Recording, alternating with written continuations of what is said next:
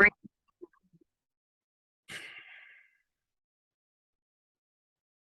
everyone, you are in the iHeart studio with me.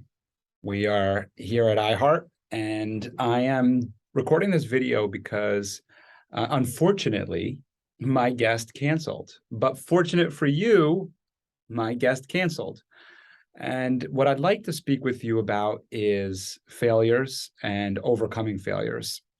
And what do they really mean to you? What do they really mean to me? So as I sit here in the studio, I'm going, all right, I just set up this really great camera setup. I got the laptop set up here. Uncle Mike came in, the producer of the Michael Esposito Show came in and set up everything for me. And next thing I know, I get a message saying, we're going to have to reschedule or cancel our meeting today. And I'm like, man, I was really looking forward to this guest.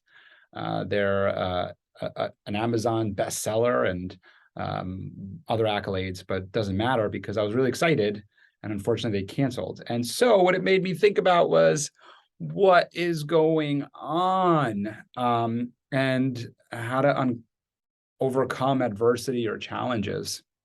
So I'm going to share with you a few things that I have going on in my life, and I'm going to go through some of the issues that I'm dealing with, because I think it's important to share this because so often on social media, we see all the glitz and glamour, and I'm guilty of this as well, right? Most of my posts are always very positive. All of my posts are positive. I try to keep them all positive, and shout out to Katie for helping manage that. Keeping them positive and what's going on and all the great things that we're doing and the work that we're doing and what we're doing at Den 10 and giving back and all the different great things that we're doing. But I'd like to share with you some of the challenges that are also there, because there's a lot. So I don't just wake up and go, whoo, everything's wonderful and it's going to be a great day and let's make a happy post. Things happen. So here's what's going on. So I run a basketball league. And you're like, well, what does that have to do with Den 10 or the podcast or anything? It plays into my headspace. It plays into my daily life. I run a basketball league. It's a volunteer organization. It's an organization that's been going on for 30 years. It's a men's league. And it's a lot of fun to play in. It's a lot of fun to be a part of. It's a lot of fun to run. And I've made some really great friendships along the way. But there's a handful of people who just are rude, who complain, and don't know where to express it but to me. I'm the commissioner. I make up in their minds all the rules, and therefore they need to complain to me. And when they don't get their way or when things go wrong, whose fault is it but mine? And sometimes that's heavy. Sometimes it weighs on me. It's frustrating. It's consuming, because I spend a lot of passion and a lot of time working on making it a great league, on getting sponsors and jerseys and referees and making sure the teams are balanced and running and organizing the night. And I'll tell you what, I do it for them and I do it for me because my family would rather me home. My family would rather me a part of their daily life rather than putting together score sheets and spreadsheets and emails to keep the guys up to date and coordinating with the schools and everything. So that's on my mind. And part of why I want to bring that up too is because I'm currently reading David Goggins' book. And if you know him or not, he's a best-selling author and was a Navy SEAL and has a book out that's really great about just being your best self, really is what it is. He says it's not a self-help book, but geez, it's helping me. And in one of his passages or chapters, he talks about the haters are never doing better than you. And he was talking about his DM box or his comment section and saying like the haters are there, but he realizes that they are never doing better than him. And they actually motivate him and drive him. And I remember listening to that and being like, because I read all my books through audio. And I remember listening to that and thinking, well, I don't have any haters. I'm not as popular, or I'm not a celebrity. So I really don't get too many comments, quite honestly, on my posts, or in my DM, to be honest. I don't get a lot of comments. Sometimes I get a thumbs up from my mom. So that's typically what I get is a high five from a friend, or a great job from somebody who knows me and cares about me. I don't have too many haters. At least that's what I thought. And I realized when I was looking at my text messages from these people in my basketball league, not that they're my haters, because they always they understand and appreciate what I'm doing, and they always say that to me of like, hey, you're doing a great job, I love what you're doing, but they always put that but in there. They're my haters. They're the ones who are saying, you're not doing this well enough, this isn't good, or this isn't working, I don't like it, I don't like this process, you need to change things. They're the ones who are giving me all the should, and they're shooting all over me. And so I was thinking about that, and I was going, wow, that really is my haters right now, right? I'm not at that celebrity status or verified yet to where I get a bunch of them commenting, but I get them in my text messages of people just telling me what I should do or should be doing, or how to run my business or how to run my life. And just unfortunately, it's not positive. It's not positive commentary, because the other side of that is people who care about me and give me constructive, I'd rather call it analysis than criticism, constructive analysis, and saying things like, hey, you're doing a great job. And something that I'd like to make a suggestion on to help improve what you're doing is, not getting upset or throwing a fit when I don't listen to them, which is what the text messages I've received is guys throwing a fit and upset that I'm not responding to them is the other one. Is like, I've learned through self-development, through coaching, through meditation, that I'm not going to respond, one, to negative commentary, and two, if I am going to respond, I'm going to take my time, and I'm going to respond in a thoughtful way, and not in a responsive way, but more in a space where I have clarity and where I choose to tell them what I'm thinking, which is much different. So that's one of the adversities that I'm dealing with. Again, it's, I play basketball weekly. It's a weekly, we have games every single week. So therefore it takes up a lot of my time and my space. But it's a great league and I love it. The other one's the podcast, right? So we're here right now in the iHeart Studios, because I had a podcast guest today. And this is not the first cancellation. I've had many cancellations. And every time that it happens, it feels personal. It feels like, oh, I wasn't important enough for you to show up. And, one day when I am important enough, you will show up. But that's not true. None of that I just said there is true. And when I realize that, then I'm like, oh, okay. This is an opportunity, blah, blah, blah, blah. This is an opportunity for me to go live, to record a video in an awesome space, right? And so what I mean by none of that is true is it's not personal. The person that was supposed to come on today, or the last time that they canceled, that somebody else canceled, it's not personal. It's not because of me. They didn't say, hey, you know what I want to do to Michael Esposito today? I want to cancel on him. That's not what happened. Something happened in their life. Something happened in their day. Something occurred that was more pressing to them in that moment. They prioritized it over coming on a podcast. And that's fair. I completely understand that and respect that. And so when I remove this personalization of it all, I go, oh, okay, it's not about me. And even if I was a celebrity or famous, and this was a world-renowned podcast like the Joe Rogan Show or something, they still might have to cancel, because sometimes some things are more important than a podcast. I mean, if my wife was experiencing something that was life-threatening or devastating to her day, and she really needed me and said, I need you to drop everything to come be with me, then it wouldn't matter if I was scheduled for the Joe Rogan Show or any other celebrity podcast or the Michael Esposito Show. I'd have to go. I'd have to go, not because I have to, but because I love her and because I care about her.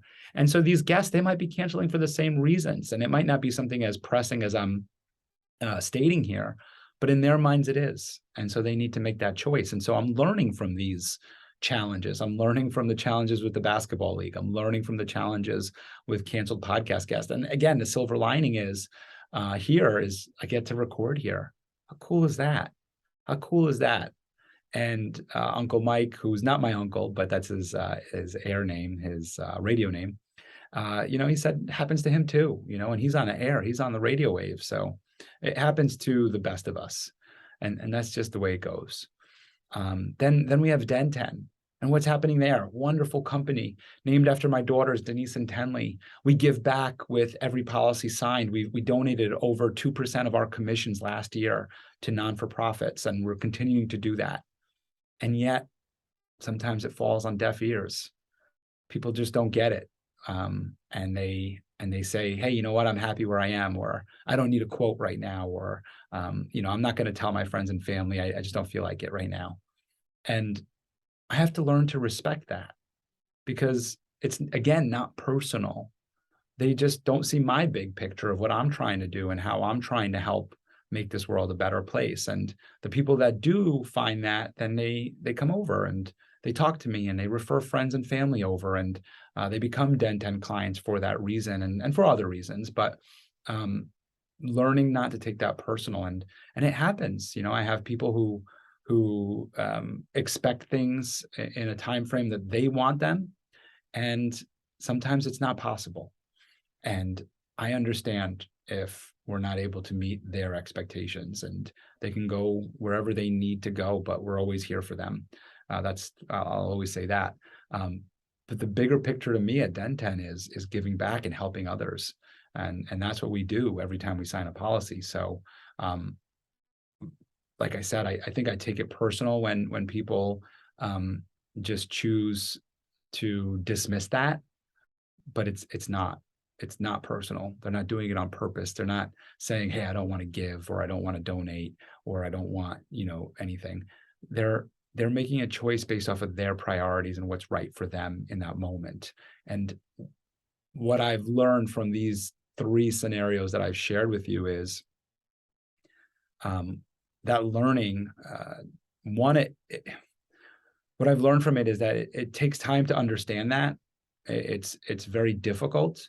But when I remove myself from the situation, when I take a breath, take a step back, and look at the bigger picture, remove myself in terms of personalizing it, and understand that people aren't doing this to me.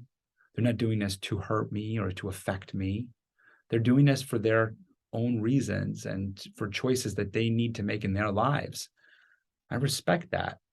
I understand that. And I appreciate it. And it's up to me to find, again, the silver lining. It's up to me to be able to look at things differently, look at things in a positive way, and be able to overcome it and push forward and keep going. Keep pushing forward with the basketball league and getting sponsors and keeping the games going and playing hard and enjoying the game and enjoying the friendships that I make there, and giving my attention to that. Keep doing the podcast, keep grinding here and doing episodes and interviewing guests and meeting with people. And I mean, we're up to episode number 60, and we haven't even aired 30 yet. So we have so many that we've already recorded and we're learning from, and just changing things and doing things differently and better every time, improving. I learn every single time I come in here, even when there's a cancellation.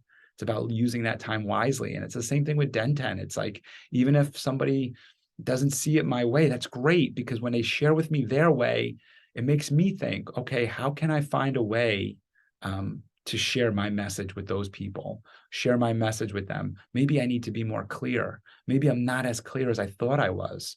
Maybe my mission isn't as strong as I need it to be. And so it takes time.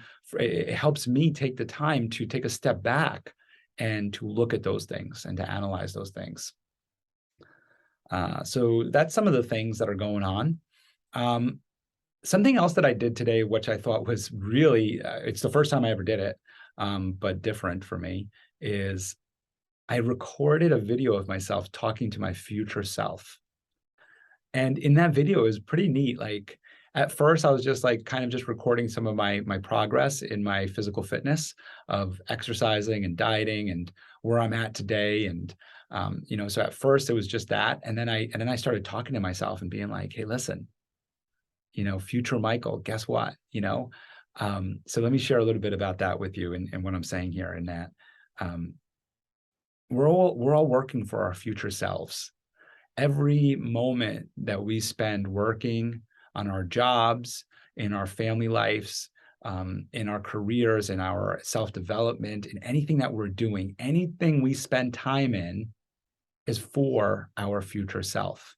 It's to create a better life for our future self, to make us more comfortable. It's to create wealth for our future self. It's to create a healthier person in our future self. It's to create more love and happiness in our future selves.